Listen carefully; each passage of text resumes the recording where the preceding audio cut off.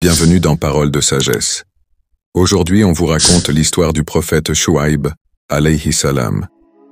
Le peuple de Madian était un peuple d'origine arabe qui habitait la ville du même nom, située dans la région de Ma'an, aux confins de la Grande Syrie, le Cham, du côté de Hijaz, près du lac du peuple de Lot. Ils vécurent peu de temps après ce peuple. Les Madianites sont une tribu qui a donné son nom à la ville de Madian. Ils descendent de Madian, fils d'Abraham, sur lui le salut. Leur prophète, Chouaïb, est le fils de Mikiil, fils de Yashjun, comme l'a mentionné Ibn Ishaq.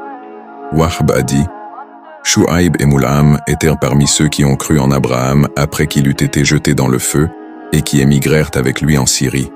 Il leur donna en mariage les filles de Lot, sur lui le salut. Les gens de Madian étaient des négateurs qui pratiquaient le brigandage et terrorisaient les voyageurs. Ils adoraient un idole situé dans un bois agréable en forme d'arbre touffu et entrelacé, nommé Al-Aïka. Ils étaient des fraudeurs, commettant la fraude et la mauvaise mesure dans leur commerce. Dieu leur envoya alors un homme issu d'eux, en l'occurrence le prophète Chouaïb alayhi salam, qui les appela à l'adoration de Dieu l'unique et les mit en garde contre la persistance dans leurs actes infâmes, notamment la fraude dans la mesure et le brigandage. Et comme tous les autres envoyés, seul un petit groupe crurent en lui. Les autres rejetèrent son message, méritant ainsi un châtiment pour leurs ingratitudes. Une preuve évidente et un argument décisif sur la véracité de son message leur était revenu. Il s'agit en fait de miracles qu'il opère par la permission et le soutien de Dieu, mais qui ne nous ont pas été détaillés. Donnez donc la pleine mesure et le poids, et ne donnez pas aux gens moins que ce qui leur est dû. Et ne commettez pas la corruption sur la terre après sa réforme.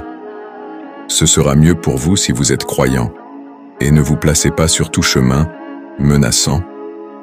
Chouaïb leur demande de cesser de menacer les gens, de les dépouiller de leurs biens, et de ne pas se placer sur les chemins pour effrayer les voyageurs. D'après les compagnons, ils prenaient le 10e des biens des voyageurs. Chouaïb, sur lui le salut, leur a dit ensuite sur un ton d'injonction, « Ô mon peuple, faites équitablement pleine mesure et plein poids.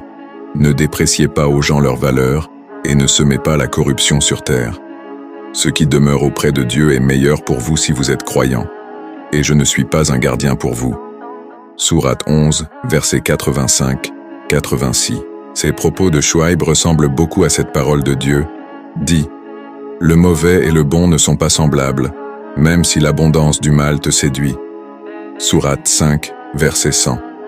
L'envoyé de Dieu, sallallahu alayhi wa sallam, a abondé dans le même sens.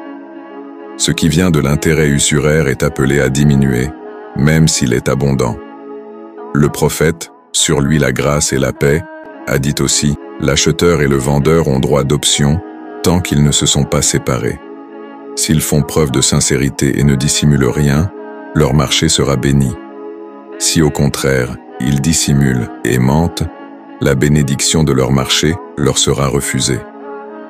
Le prophète Chouaïb, sur lui la grâce et la paix, a dit à son peuple, « Ce qui demeure auprès de Dieu est meilleur pour vous, et je ne suis pas un gardien pour vous. » Ils lui répondirent, « Ô Chouaïb, est-ce que ta prière te demande de nous faire abandonner ce qu'adoraient nos ancêtres, ou de ne plus faire de nos biens ce que nous voulons?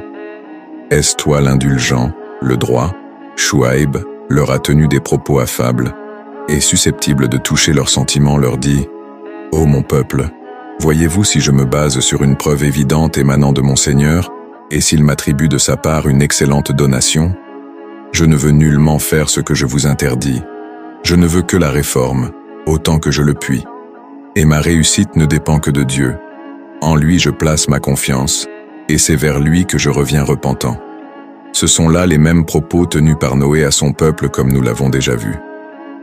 Ensuite, Chouaïb passe à un ton empreint d'intimidation en disant, « Ô mon peuple, que votre répugnance et votre hostilité à mon égard ne vous entraînent pas à encourir les mêmes châtiments qui atteignirent le peuple de Noé, le peuple de Houd ou le peuple de Sali. Et l'exemple du peuple de Lut n'est pas éloigné de vous. » Il dit ensuite, « Et implorez le pardon de votre Seigneur, et revenez à lui repentant. Mon Seigneur est miséricordieux et plein d'amour. » Mais ils lui répondirent, « Ô Chouaïb, nous ne comprenons pas grand-chose à ce que tu dis, et vraiment nous te voyons faible parmi nous. Sans ton clan, nous t'aurions certainement lapidé. Tu n'es nullement puissant vis-à-vis de nous. » Chouaïb leur répondit alors, « Ô mon peuple, mon clan est-il plus puissant à vos yeux que Dieu à qui vous avez tourné le dos? Ils n'avaient aucun respect pour leur Seigneur, ni pour sa grandeur, et ils persistaient dans leur mécréance et leurs péchés. » Ensuite il dit, « Mon Seigneur embrasse en sa science et sa puissance tout ce que vous faites. » Puis il dit en conclusion, « Ô mon peuple, faites de votre côté tout ce qui est en votre pouvoir, moi aussi j'agis. Bientôt vous saurez sur qui tombera un châtiment qui l'humiliera, et qui est menteur.